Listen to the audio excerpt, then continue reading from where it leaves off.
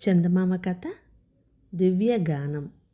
పూర్వకాలమందు ధనుంజయుడు అనే వేటగాడు ఒకడుండేవాడు. అతను యువకుడు, మంచి బలిష్ఠుడు, భయం అనేదే ఎరగనివాడు. ఎటువంటి కటిక చీకటి అయినా అతను కీకారణ్యాలలో ఒంటరిగా సంచరించగలడు. ఎంతటి లోతైన సముద్రాలనైనా ధైర్యంగా దాటివేయగలడు. ధనుంజయుడు ఒక రోజున బయలుదేరి వెళ్ళి ఒక కొత్త ప్రదేశం చేరుకున్నాడు. అది ఒక మైదానం. ఆ మైదానం అంతటా కంబలి పరిచినట్టుగా అందమైన పచ్చగడ్డి ఆవరించి ఉంది.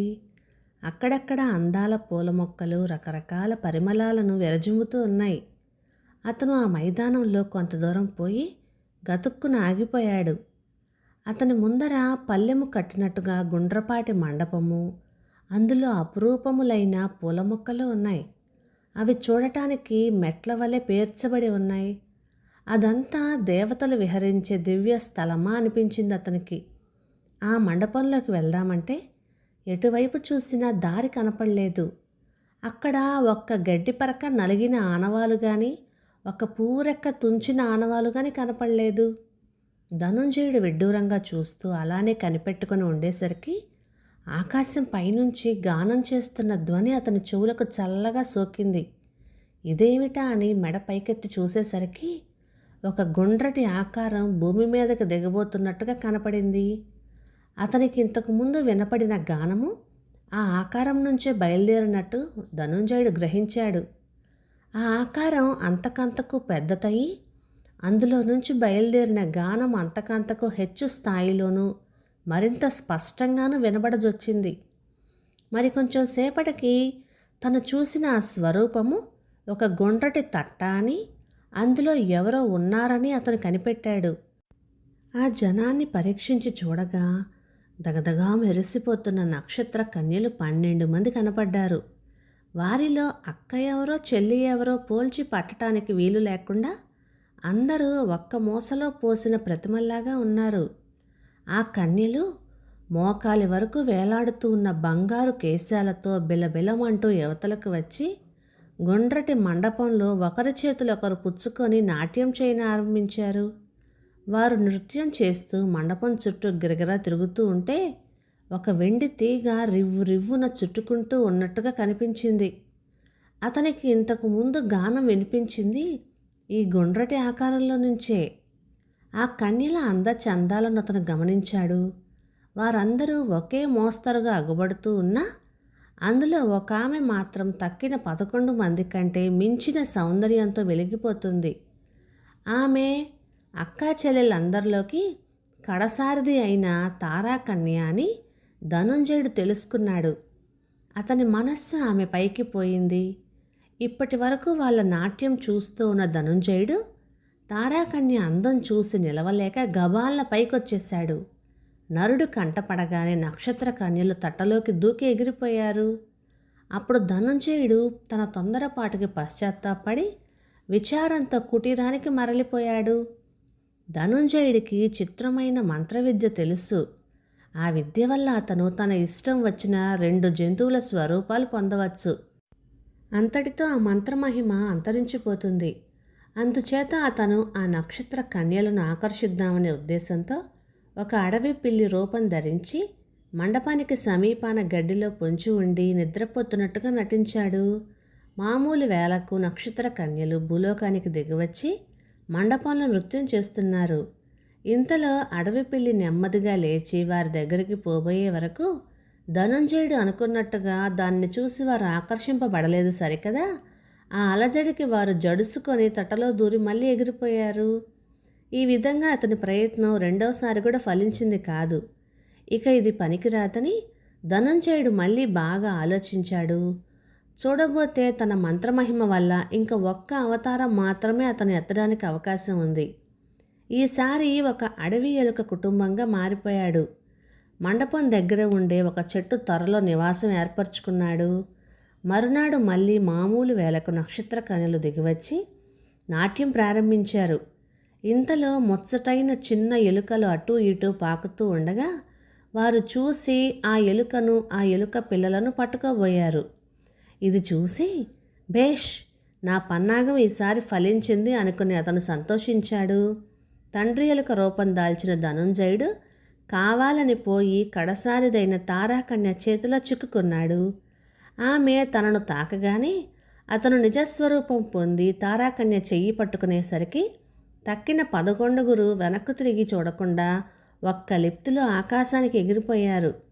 ధనుంజయుడు తారాకన్యను అనేక విధాల లాలించి ఆమెకు జంకు లేకుండా ధైర్యం చెప్పి వేటను గురించిన వింతలు, అరణ్యాలను గురించిన చిత్రాలు చెబుతూ మెల్లగా ఆమెను తన కుటీరానికి తీసుకుపోయాడు.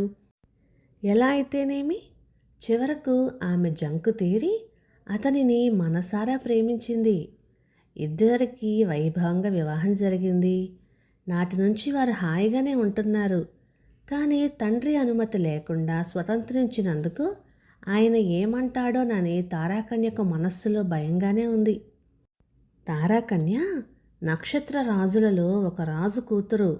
ఆమెకు కొన్నాళ్ళైన తరువాత నక్షత్ర మండలానికి పోయి తన వాళ్లను తల్లిదండ్రులను చూడాలని బుద్ధి పుట్టింది. ఒక తట్ట అల్లి మంత్రగానం చేసినట్టయితే ఆ గాన మహిమ వలన విమానం ఎగిరినట్టుగా తట్ట పైకి ఎగిరిపోతుందని ఆమెకు తెలుసు. భర్తతో తన ఉద్దేశం వెల్లడిస్తే తను వెళ్లకుండా ఆటంకపరుస్తాడనే భయంతో ఆమె ఎన్నడూ ఆ సంగతిని అతనికి తెలియనేలేదు. అనుకున్నట్టుగానే కొన్నాళ్ళు శ్రమపడి ఆమె ఒక తట్ట అల్లింది.